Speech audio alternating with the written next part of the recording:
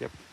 I want to present a very effective way to retain slopes. This can almost eliminate cement retaining walls or anything like that. If you have a really steep slope, this system really works well. So let's say this is your slope, okay? And you divide this up into these spaces. Something's going to be planted there, and it's going to be alfalfa.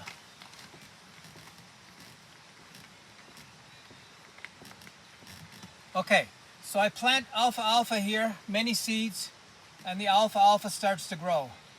It sends these massive 4-foot, 5-foot roots down that turn into wood. These roots are like tough. To get them out is next to impossible.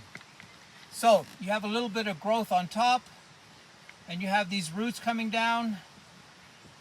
Let's draw a couple more.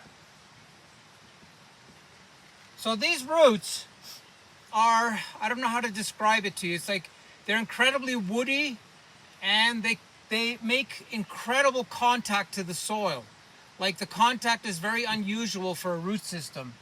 They go really wide and really deep, and they also go incredibly hard. Like they attack the soil in a very aggressive way. So, in the meantime, while this is growing, while the seeds are growing, you can start to plant a different plant, something that you want to have on the hill. Could be a willow, could be whatever it might be. It could be fruit trees, it could be whatever. So these two will send out roots. You could wait 3 months, let the alfalfa get a head start. If the alfalfa has a head start, then what happens is these roots are very secure and the hill is secure. So if you want to not take the risk of planting right away, you can wait until the alfalfa has established itself. Okay, so at one point, especially the alfalfa is going to go down 4.5 feet, and it's going to tie this soil up in a knot and this slope. So there's very little chance of this falling down. The Chinese do this with licorice. Instead of alfalfa, they use the licorice plant to do this. They use 1 meter squares, and then they put a fruit tree in the middle on slopes and other areas. So once this is established, especially the alfalfa, you can cut off the tops. And this is optional. You don't have to do this. So you cut off the tops, and these fruit trees or willows or whatever they may be are the only thing visible. The only thing that you will have is a little bit of green fluff here. So the alfalfa will send out new green growth just on the top. So you have the option of maintaining this, leaving it in full, or cutting the tops off.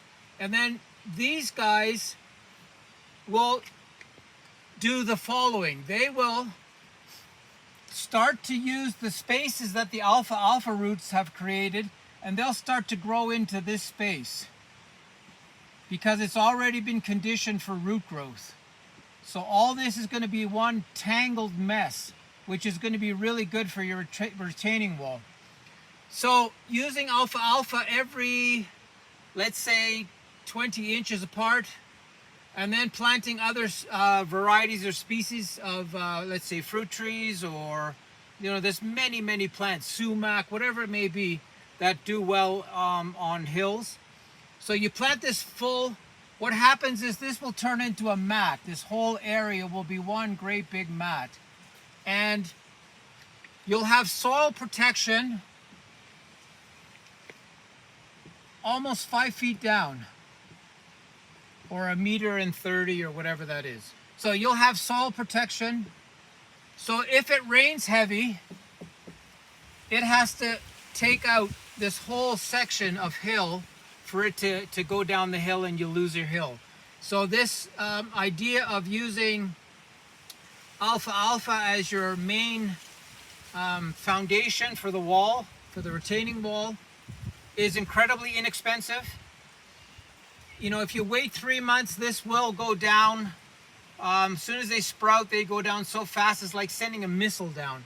And this is the best way to, you know, retain a wall, a really dangerous steep hill, and it's incredibly inexpensive and effective. Okay.